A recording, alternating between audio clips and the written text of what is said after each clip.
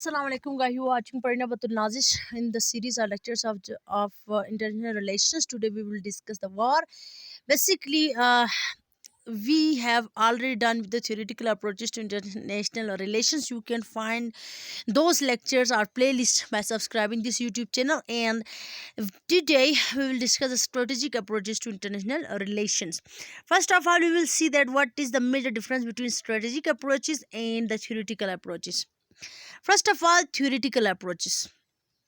Theoretical approaches refer to various theories according to which states devise their mutual relations in international system. Strategic approaches refer to planes of state or state institutions which they use to achieve the objectives. If you keenly observe these two definitions, you come to know that in strategies or strategic approaches we make strategies or plans.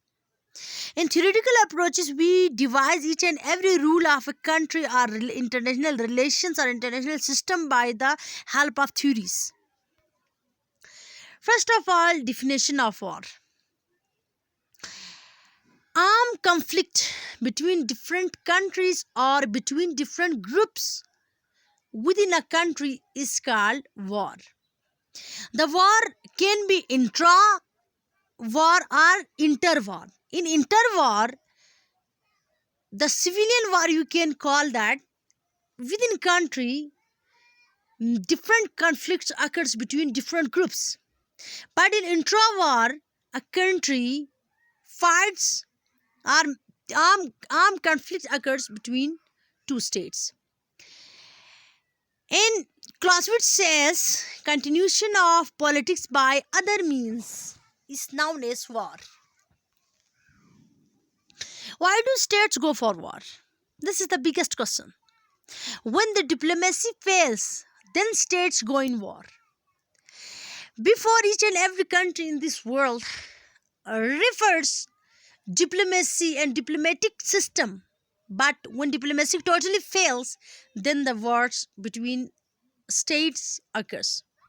When diplomacy, according to the art of war by Sun Tzu, he says that when diplomacy fails, war is an extension of politics. Let's discuss the elements which push states to war. Number first is interest based. Number second is fear based. Number three is honor based. The major elements are these main three reasons due to which a country starts war against the other. What do you mean by interest? If any country want to achieve something from the second country, then due to interest, it starts war.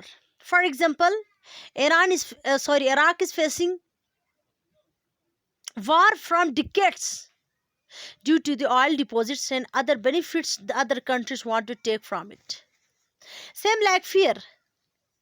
If a country fears from other, then it makes war. For example, if a country is progressing day by day, a neighbor country especially, then due to competition, that a fear of competition you can say, because they never want victory of other compared country. So war occurs. For honor, many countries make war for their honor. Let's discuss the causes of war. Keynes-Walls provides three levels of analysis to explain the causes of war. Number first is individual reasons. Some leaders are aggressive in individual level, or you can say the individual few leaders of the states are aggressive by nature. They create wars just due to their this nature. The biggest example of this is Hitler during World War II. We have already done with the topic of World War II. You can find that topic also by subscribing this YouTube channel. So what is the result of misinterpretation and miscalculation of the leaders? Leaders just involve themselves or their own country to these major conflicts, which makes destruction of the civilians and states economically, physically, and by property. Next is state or society. The Kent's Wall's next step.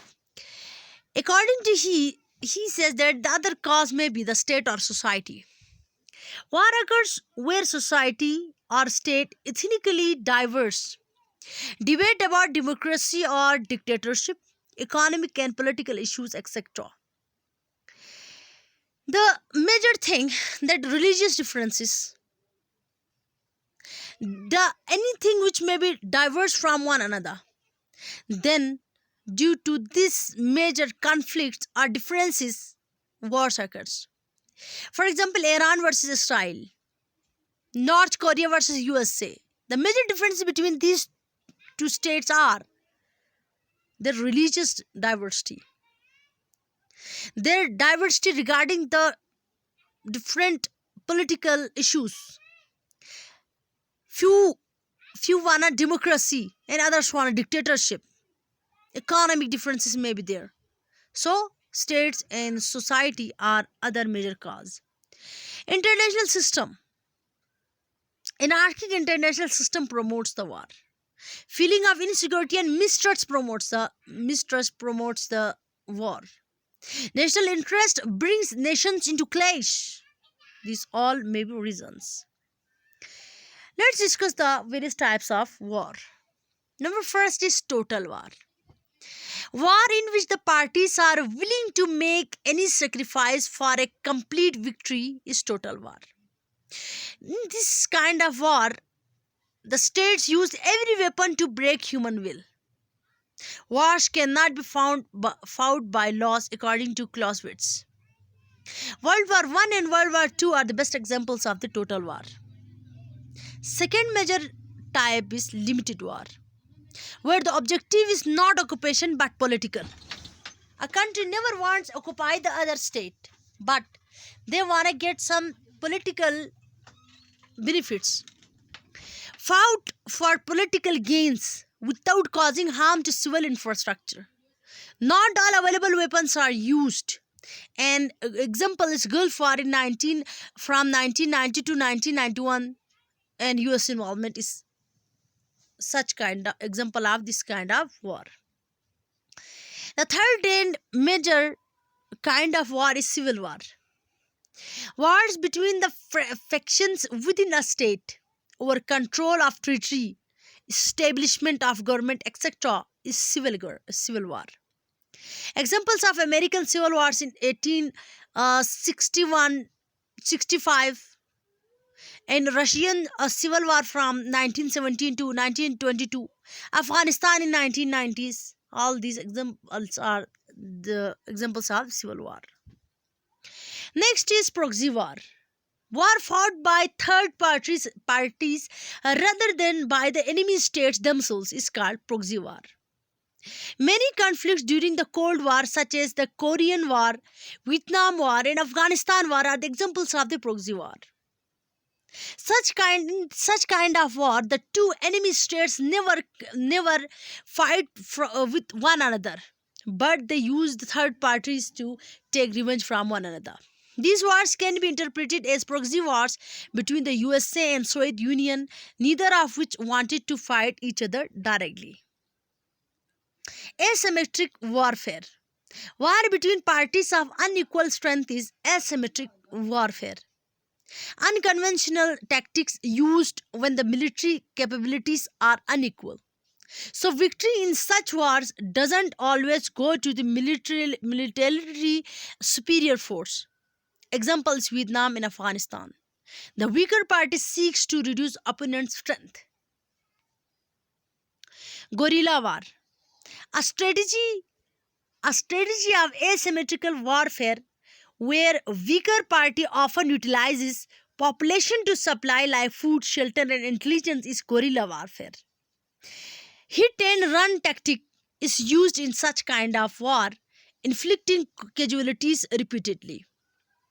Weaker side avoid direct confrontation and exhaust other. Examples are Mujahideen versus Swedes. Other wars are war for dominance. For example, USA versus USSR. Ideological wars may be occur Cold War, Hindu Muslim, Catholics, Shia Sunni, etc. Information wars, propaganda tactics, etc. are used for the information wars. These all kind of wars are used. Thanks for watching. Like, share, and subscribe for more videos.